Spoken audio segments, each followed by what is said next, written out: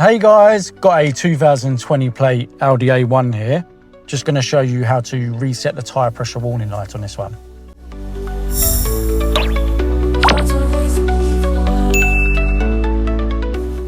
So on this one, you're going to make sure the ignition or engine is turned on.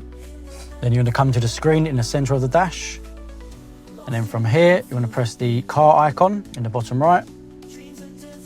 Then go to settings and service. Then tyre pressure loss indicator.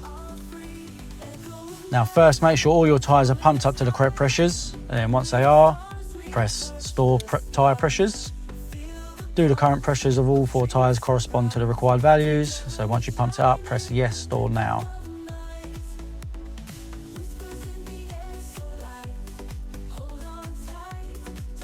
And now it's been stored.